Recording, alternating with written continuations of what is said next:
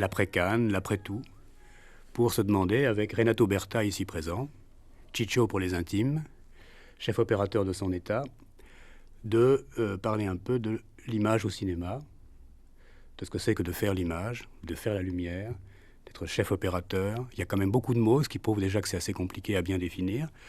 Je dirais tout de suite que le prétexte immédiat pour lequel j'ai eu envie de le faire venir, parce qu'on aurait pu le faire bien avant, vu qu'on se connaît depuis un petit bout de temps, c'est quelque chose qui est paru dans l'avant-dernier numéro des Cahiers, que j'ai trouvé assez intéressant, où il y avait trois chefs opérateurs, donc il y avait Renato Berta, ici présent, Willy Lubchansky, qui n'est pas là, et Philippe Rousselot, à qui, si j'ai bien compris, les gens des Cahiers posaient des questions sur le statut de l'image, et c'était un peu sous-tendu par quelque chose qui, effectivement, moi, m'intéresse aussi, dont on a parlé dans cette émission souvent. Je me rappelais une fois avec Romer, qui avait été d'ailleurs très très précis là-dessus.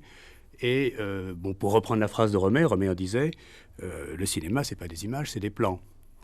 Et cette petite phrase de rien du tout, mine de rien, effectivement, quand on l'a dit aujourd'hui, on sent que ça fait tilt, parce qu'on est en train de vivre, ça on l'a dit, et personnellement, moi je l'ai un peu déploré, on l'a dit et redit ici, il y a de nouveau une sorte de conception un peu sulpicienne de l'image, qui est peut-être les retombées de l'esthétique publicitaire, l'habitude du public de voir des images très sophistiquées, très compliquées techniquement, très maniérées, qui fait que de nouveau, comme dans l'ancien temps, comme avant la nouvelle vague, disons, les gens ont tendance à dire bon, l'image c'est le cinéma c'est l'image. Bon, alors il y a quelques vieux irrédentistes comme Straub, comme Romer, comme Alain Tanner par exemple, je le dis exprès parce que Renato Berta a travaillé avec Tanner, qui pratiquent, qui disent non, c'est évidemment, il y a de l'image, mais il y a aussi de la durée, et qui dit durée, dit lumière, et qui dit durée, dit son.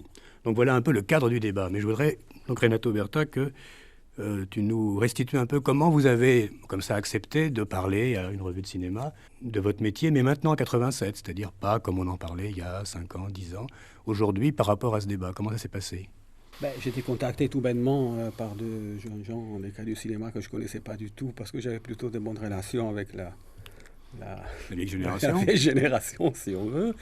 Et puis rien, ils m'ont demandé si je voulais avoir une conversation autour de ces problèmes-là. Donc, disons que ça n'a pas été préparé, ni conçu, ni pensé. Et c'est d'ailleurs un peu ça que je reproche. Parce que, par exemple, le fait qu'on était 3 opérateurs publiés, mais qu'on n'était pas 3 opérateurs présents pendant cette espèce de débat, je trouve ça un peu léger. Comme d'ailleurs, je trouve ça un peu léger de publier ça comme si on était au courant. Moi, ils m'ont contacté, c'est même moi qui avais posé le problème d'inviter d'autres opérateurs, parce que je trouve intéressant à l'intérieur d'une revue d'avoir différents angles d'attaque de l'image, donc par d'autres opérateurs.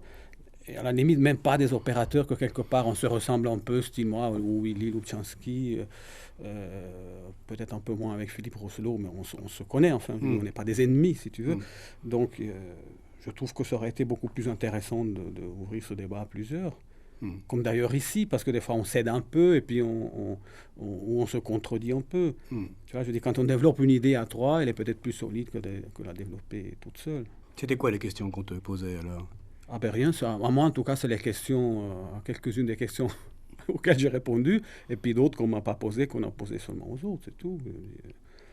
Et puis bon, disons qu'en plus de ça, c'est quand on est différents opérateurs, on peut quand même amener un peu le débat sur un autre terrain qui n'est pas essentiellement le terrain de faire une image, de fabriquer une image, mais plutôt, et de comment la fabriquer, mais plutôt certains choix qui sont opérés en fonction des différents films. Ce qui m'intéresse aujourd'hui au cinéma, moi, c'est pas la photo en soi, je dis ça n'a aucun intérêt, ou le cadre en soi. D'ailleurs, déjà là, je voulais juste, faire une petite parenthèse en attendant sur le fait que, à mon avis, quand on parle d'image, on ne peut pas exclure bien évidemment, on ne peut pas exclure le cadre. Hein, et je parle d'image, moi, comme la somme ou le produit entre la photo et le cadre.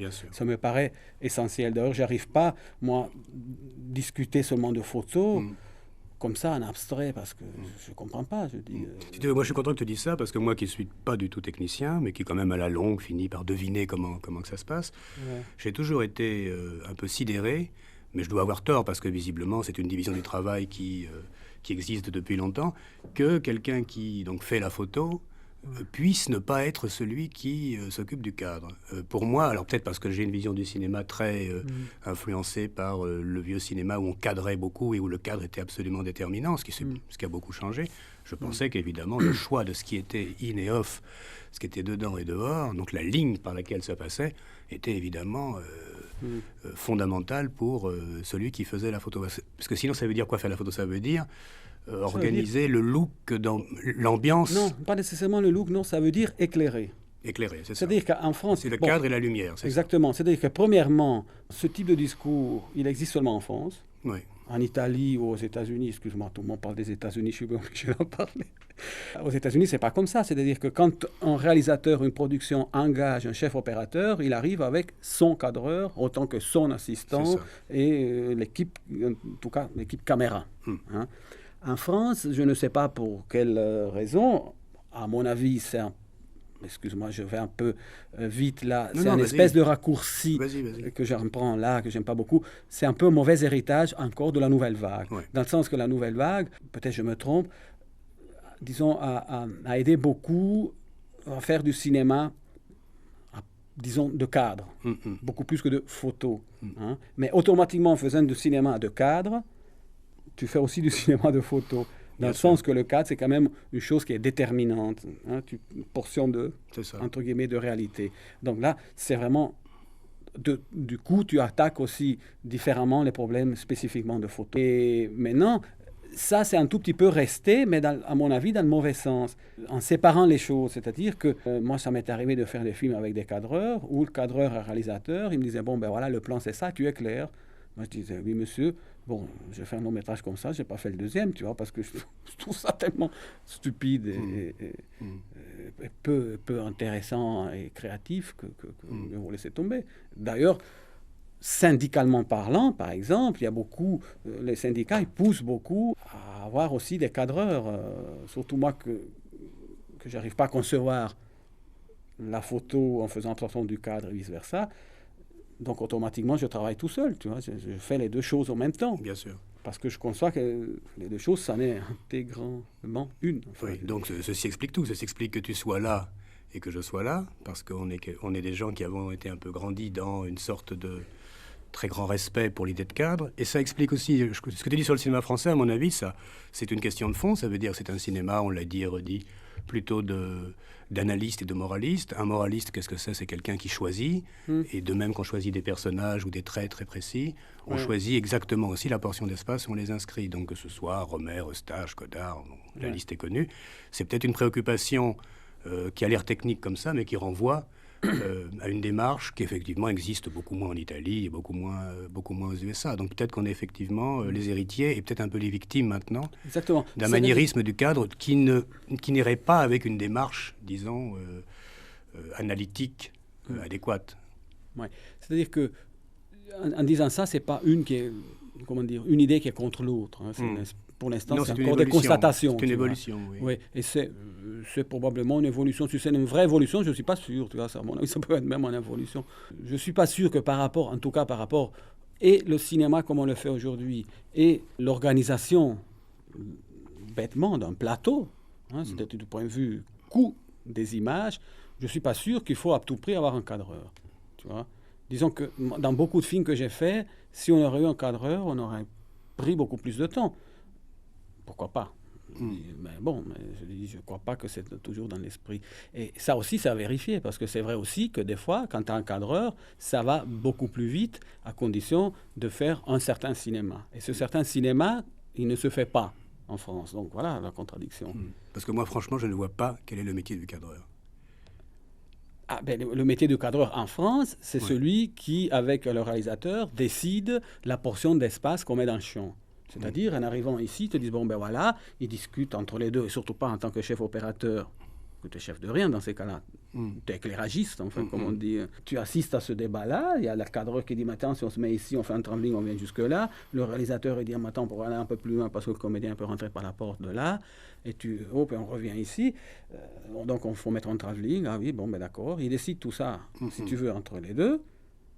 Mais contre. Et très souvent, c'est contre le chef opérateur. Oui. Donc ça veut dire qu'en gros, le chef opérateur est quelqu'un qui disposerait les lumières dans un volume donné Oui. et qui ne serait absolument pas Voilà. responsable ou mis au courant de comment ça va être découpé après. Exactement. C'est ça. Bon. Moi, j'estime beaucoup, il y a des chefs opérateurs qui le théorisent même ça, ce que tu viens de dire. J'estime beaucoup ces chefs opérateurs qui arrivent à avoir une bonne image comme ça, parce que moi, je suis incapable.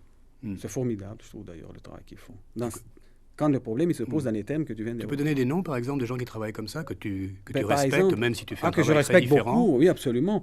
Par exemple, Aronovitch, un type qui est très très fort. Ricardo Aronovitch, je trouve qu'il est très très fort de comment il travaille avec la... Il a des espèces comment dire, je dirais d'absolu. C'est pas dans le sens méprisant du terme, qu'il soit bien clair, mais disons une espèce de morale, si tu veux, liée à l'image, qui va dans cette direction-là, à mon avis. Ça me fait penser à une anecdote qu'on racontait sur Guitry. Guitry rendait ses producteurs fous parce que ces films n'étaient pas très compliqués à faire, parce que c'était en général du théâtre filmé, mais il y avait quand même des fois des mouvements de caméra, des déplacements d'acteurs, et il paraît qu'il exigeait d'éclairer pareil tout le plateau, mais tout le plateau, même s'il y avait une toute petite portion d'espace qui était utilisée, comme si justement il voulait avoir une sorte de volume presque infini, dans lequel une fois que c'était résolu, il n'y avait plus de problème de lumière, et lui faisait la découpe par rapport au jeu de l'acteur. Bien sûr. Tu vois, je dis, à mon avis, il n'y a pas de règle. Tu vois, je dis, j'ai quand même fait des films où on a appliqué ce principe-là. Le moment, par exemple, le dernier film que je viens de voir là maintenant, le dernier film pour des histoires d'étalonnage, le dernier film de Louis Malle que j'ai fait, dans lequel on a tourné avec des enfants. Les comédiens principaux, c'était des enfants. Donc, bien évidemment, tu ne vas pas donner des positions extrêmement précises aux enfants par rapport au cadre ou par rapport à la lumière. C'est-à-dire que tu avances jusqu'ici, plaf, tu mets un gaffer par terre, et si tu avances 10 cm plus loin, on va le mettre sur la chaise électrique. Donc, c'est pas ça. Enfin, il faut laisser quand même, comme on dit, une certaine liberté dans ce type d'opération bien précise. Tu vois, je dis, avec ce type d'exigences qui ont été bien formulées au démarrage du film. Donc, inévitablement, si tu laisses un peu de liberté aux comédiens comme ça, tu ne peux pas être précis et ponctuel avec la lumière. Donc, automatiquement, tu fais un éclairage qui est un peu plus, qui te donne un peu plus de chance, un peu plus large. C'est ça, oui. Voilà. Donc, en appliquant ce principe-là à l'infini, évidemment, tu arrives à éclairer un studio comme celui-ci, puis tourner dans tout axe.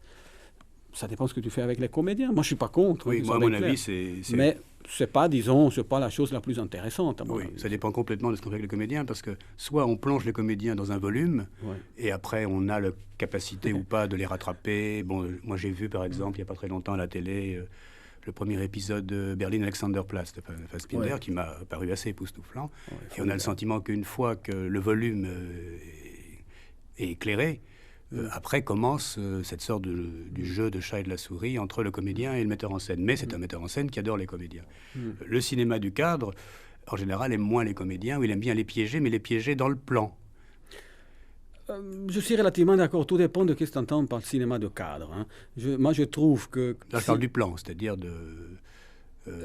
un cadre et une durée, pas seulement un cadre. Oui.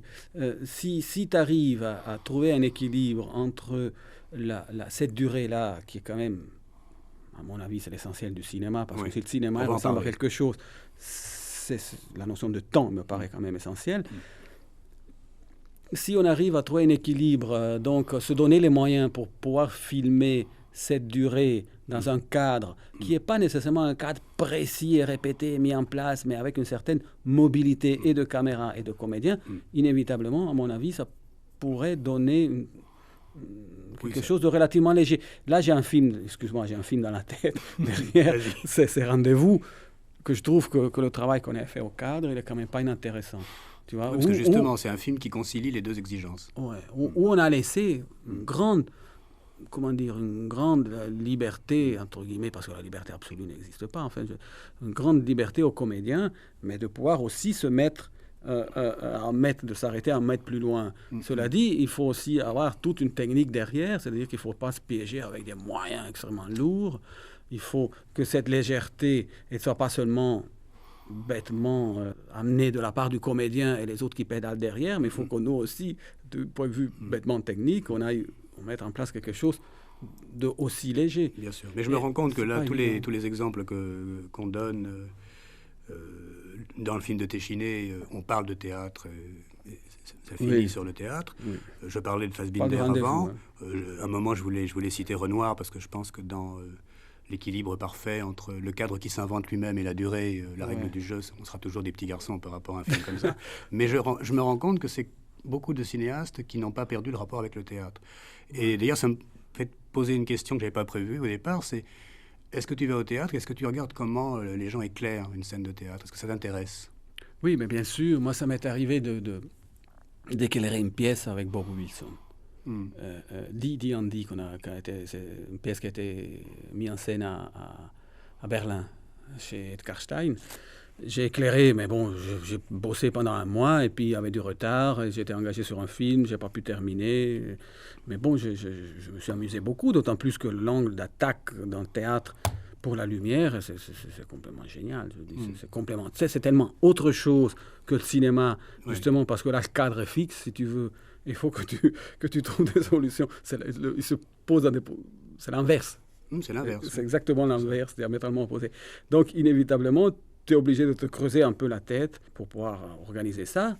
Première observation. Deuxième observation, il y a une donnée qui est d'ordre économique, bêtement, c'est-à-dire économique dans le sens de l'économie des moyens que tu as, parce que tu éclaires donc là, dans la pièce de Wilson, en l'occurrence, ça fonctionnait par scène. On avait 10 ou 12 scènes, je ne sais plus très bien.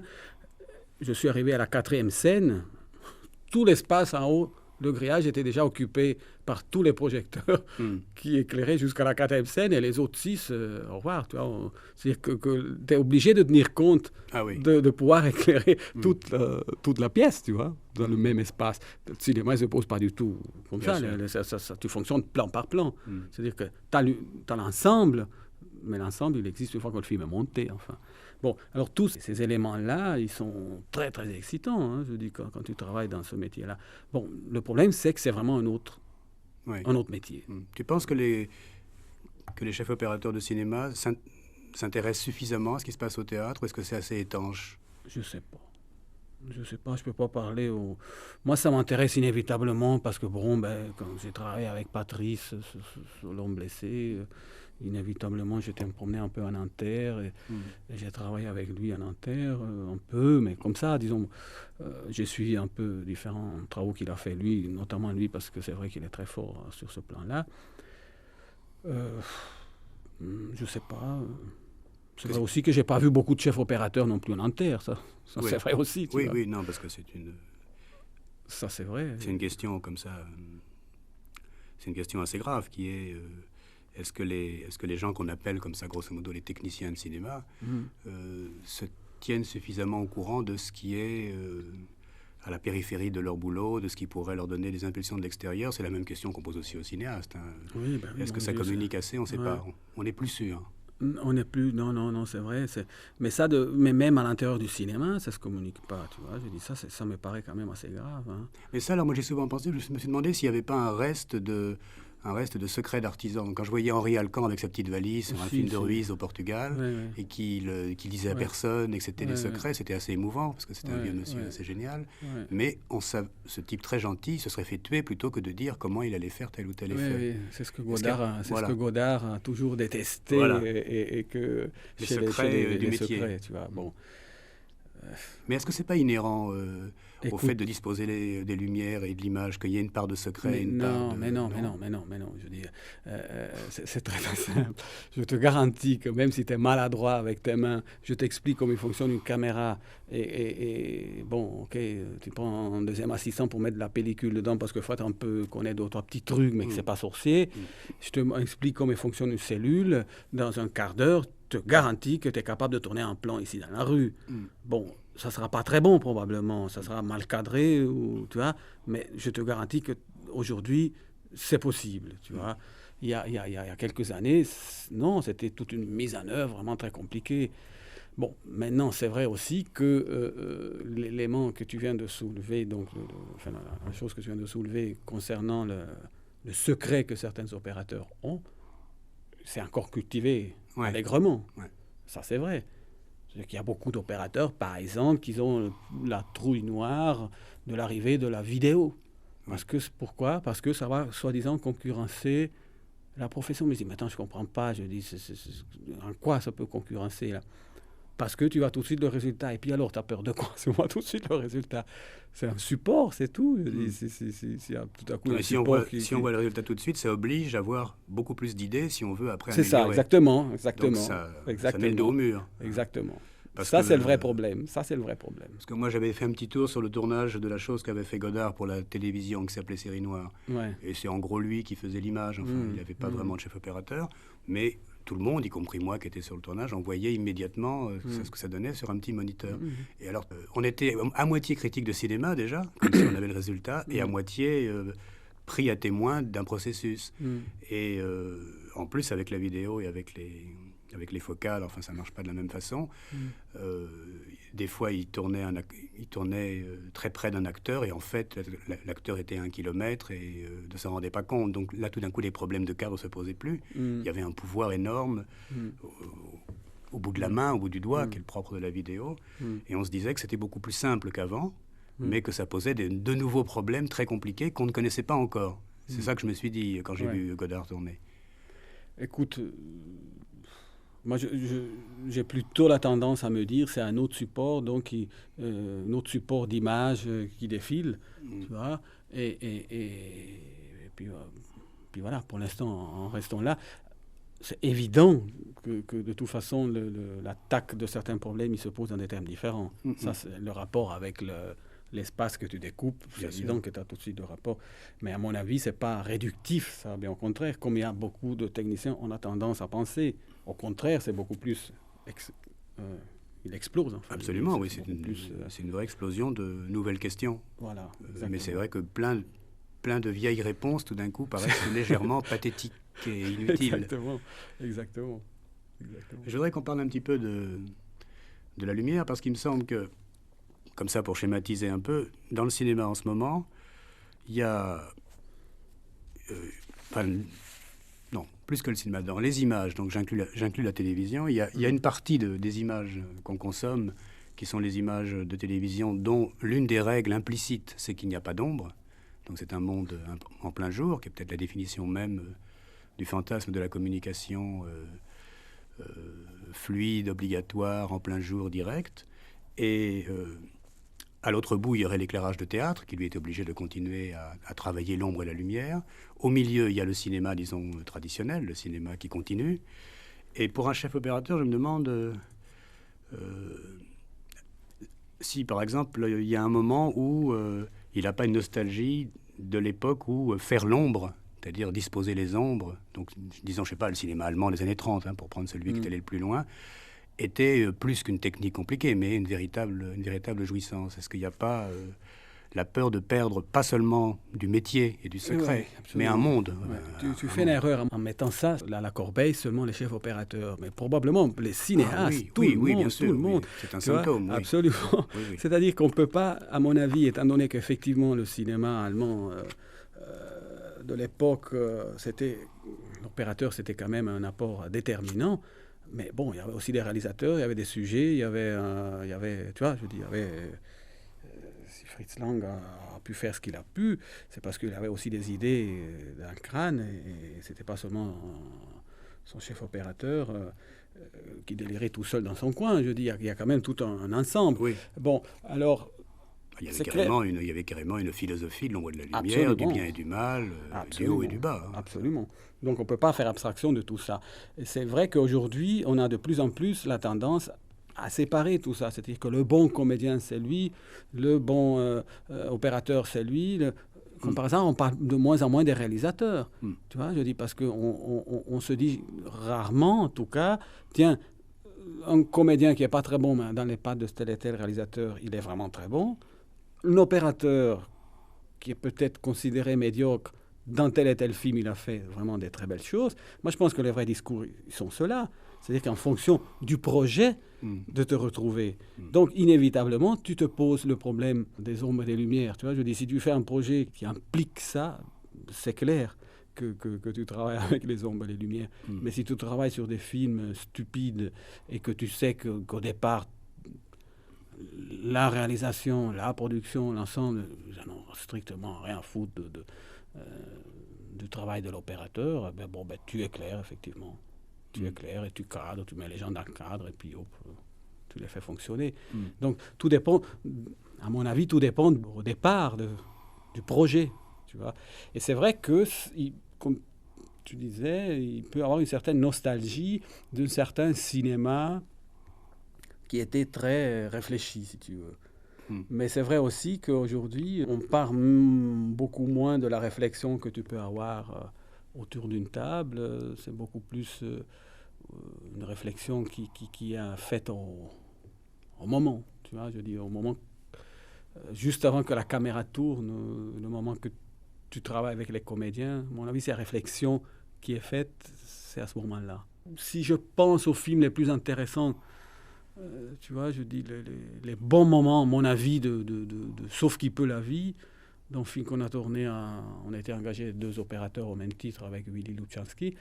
Et moi, les bons moments enfin en tout cas les moments que j'aime beaucoup, que je porte le meilleur souvenir, même tendu, même c'est pas ça, c'est pas dans la béatitude, dans l'amour.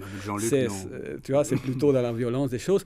Mais disons qu'à l'écran on retrouve quelque chose, c'est quand même aussi grâce à nous, mais pas seulement. Tu vois, je dis, c'est quand même grâce beaucoup en projet, tu vois. Et les risques que tu peux prendre, le moment que tu filmes, enfin, tu vois, je dis, c'est beaucoup plus lié à quel moment la caméra tourne. Et pas de réunir tous les éléments pour la faire tourner au moment qu'il faut. Je ne sais pas si tu comprends. Oui. Tu vois, c'est dans ce sens-là qui me paraît quand même très important le cinéma de Godard.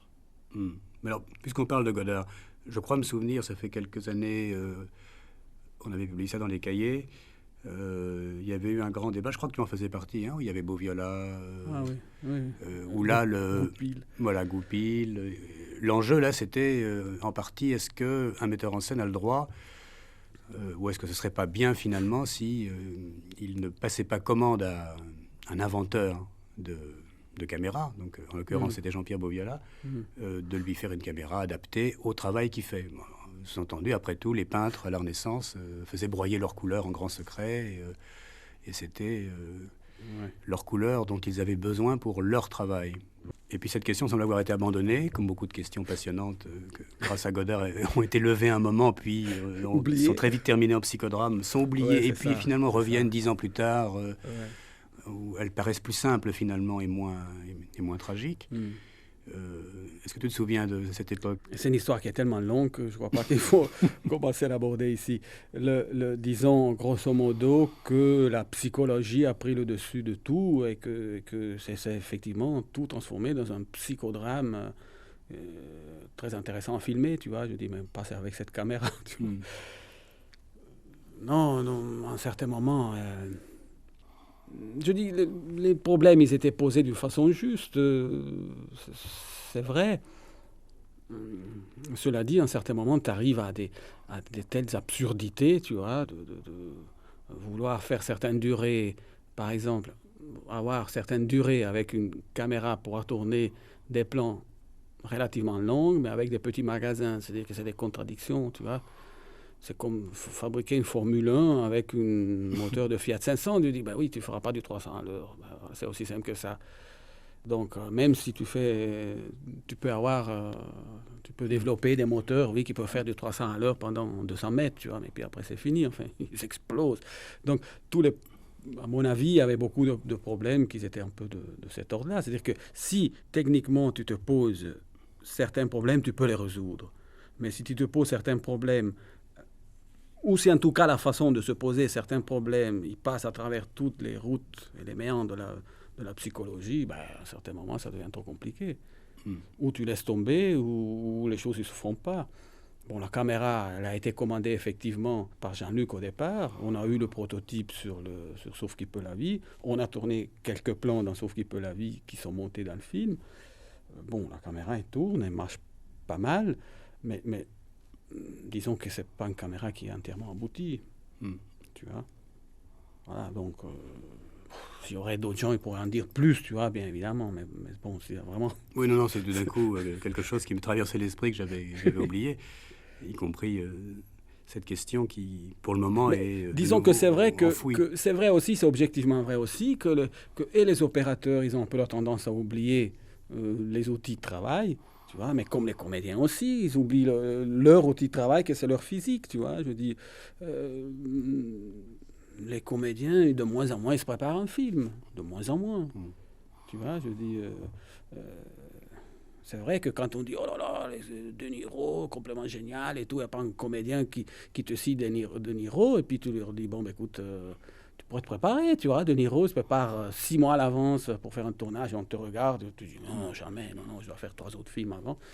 Bon, ben alors, on laisse tomber. Et c'est vrai, techniciens aussi. C'est vrai que les techniciens, leurs outils de travail, ils n'ont pas trop la tendance à s'en occuper. Bon, moi je vois, moi j'ai fait une société avec un ami qui est cadreur, un ami qui est assistant, et on s'est acheté un peu de matériel qu'on ne trouve tout bêtement pas ici en France en location, tu vois. Donc on se l'est acheté, mais simplement parce qu'on n'en trouve pas. Je dis parce que quelque part, je me dis que j'étais obligé de faire ça, tu vois. C'est du matériel d'éclairage, du matériel qu'on a un peu bricolé nous, qu'on a un peu comment on dit, qu'on a un peu fabriqué. Mais c'est vrai aussi que visiblement il n'y a pas beaucoup d'opérateurs qui ont ce type d'exigence, parce que quand je parle avec des collègues, les gens, souvent, pas tous bien évidemment, mais ça m'est arrivé de parler avec des collègues qui me prennent pour un fou furieux. Je dis, qu'est-ce que ça sert à quoi ça? Pourquoi tu t'emmerdes avec des problèmes pareils? Pourquoi tu ne fais pas comme tout le monde? Pourquoi tu ne fais pas comme on a toujours fait? Oui. Pourquoi pas, c'est vrai. Il y a des fois que tu peux te le demander, tu vois. On va parler un peu de la durée. On a parlé un peu de la lumière, on va parler de la durée. Il y a une sorte de triomphe plastique, comme ça, dans les médias, dans la publicité, etc.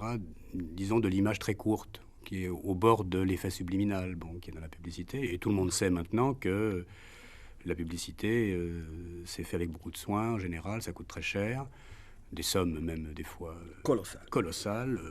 On perd un peu le sens de ce qui est important et de ce qui ne l'est pas. Mais après tout, l'argent est là, puisque le pouvoir est là, l'argent est là, donc également le maximum de technicité est là. Et je suppose qu'il y a beaucoup de chefs opérateurs qui font des publicités. Est-ce que tu en fais, toi, par exemple? Ben, écoute, ça m'est arrivé d'en faire 2 ou 3, mais c'est pas toujours facile, tu vois. Parce que c'est vrai que la publicité, elle se fait beaucoup plus de comment tu te vends toi-même, de ce que tu filmes, tu vois.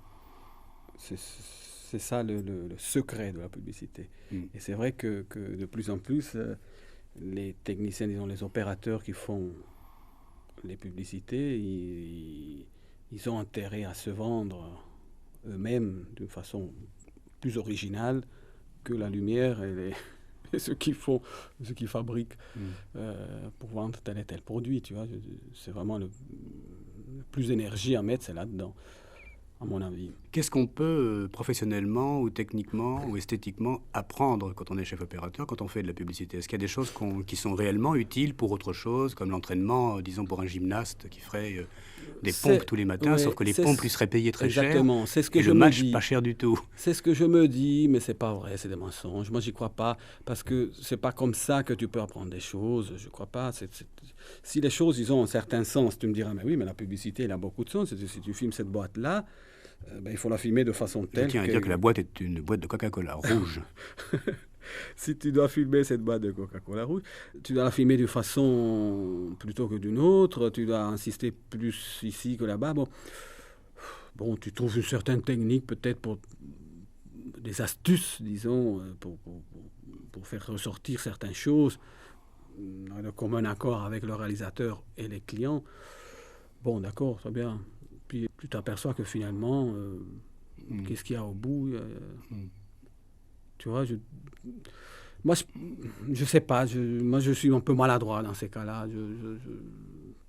j'arrive pas très bien à comprendre. Il y a un exemple, par exemple, qui moi m'avait frappé, c'était le film que Depardon a fait sur une voiture, sur la muraille de Chine. Ah oui, Et oui. l'histoire du tournage de ce film et du montage de ce film est en soi un roman, on pourrait en faire un roman. Oui.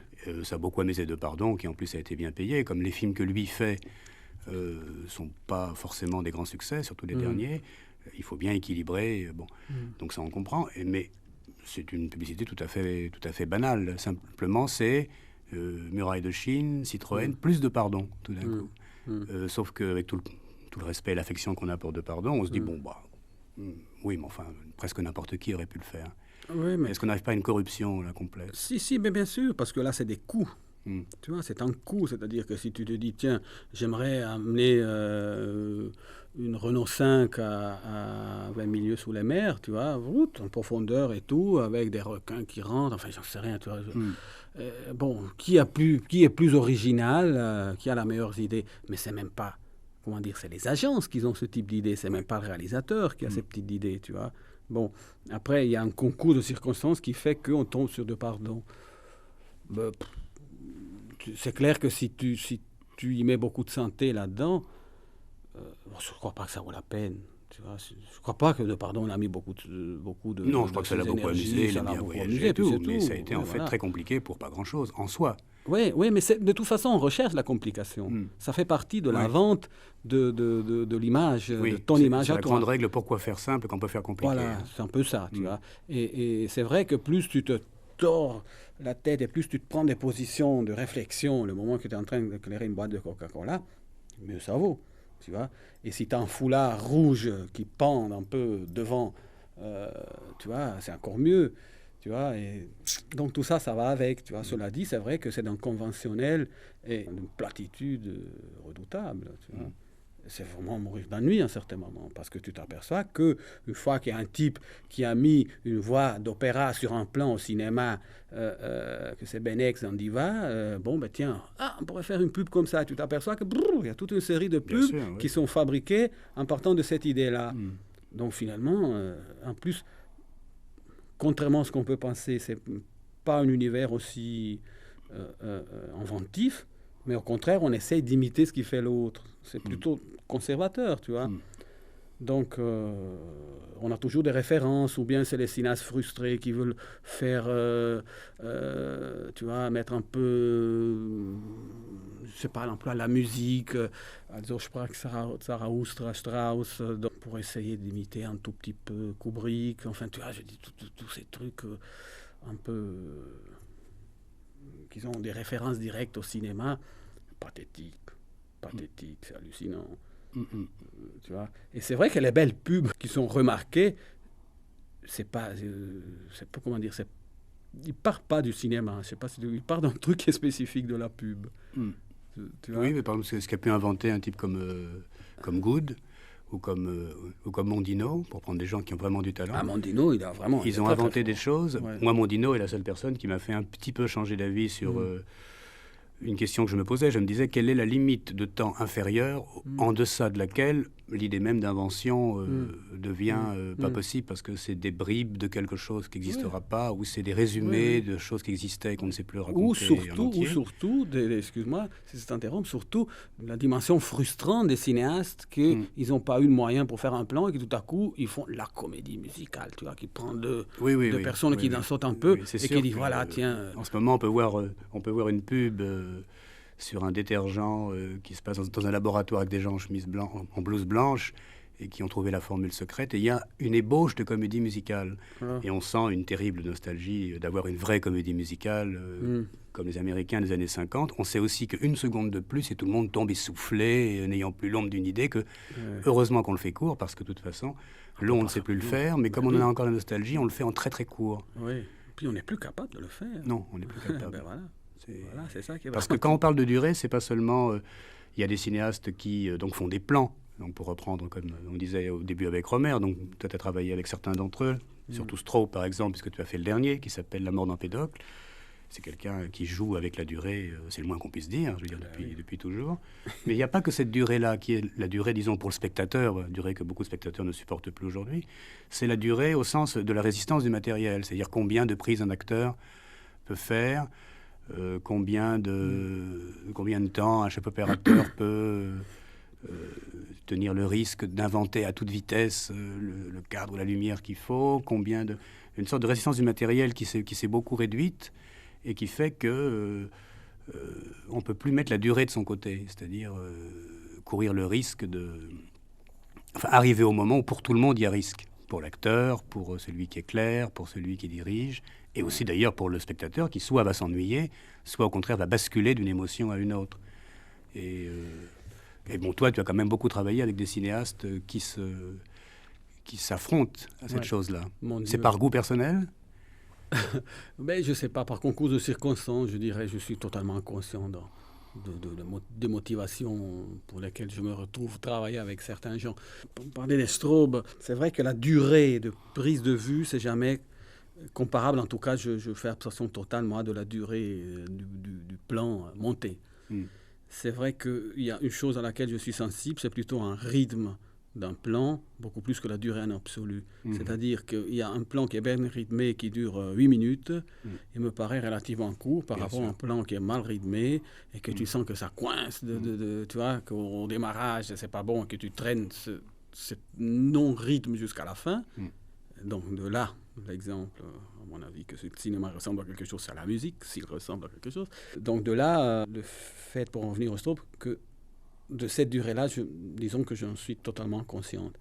Maintenant, il y a la durée, il y a une durée de tournage, de plan de travail, de nombre de prises, qui me paraît essentiel. Donc pour parler plus précisément d'Empédocle, c'est quand même, un film où la lumière...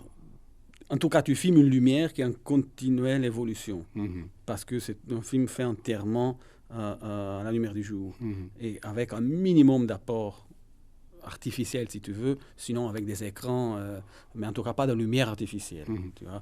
Bon, là-dessus, il faut que, à fur et à mesure que le travail avance, leur travail à eux avec les comédiens avance, il y a une adaptation, si on veut, de la lumière aux circonstances qui fait que la photographie, elle est fabriquée à fur et à mesure que le travail avance. Tu vois. C'est pas qu'une fois qu'on a fait l'image, parce qu'on part de zéro, on part du noir.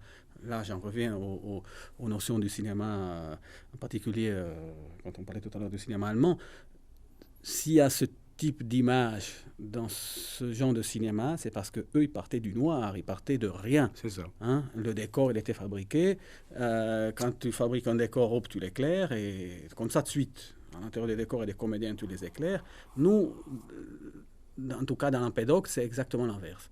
C'est-à-dire qu'on partait des lumières qu'il y avait, des comédiens, dans ce décor, et il s'agit de les enregistrer, enfin, de voler ce petit moment cadré dans ce décor.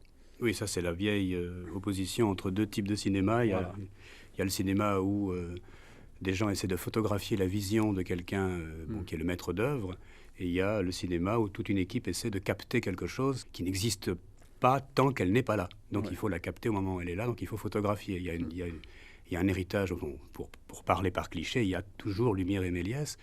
Et en ce moment, depuis pas mal de temps, et là on reparle un peu de la nouvelle vague. Bon, en gros, ce que la nouvelle vague avait apporté comme...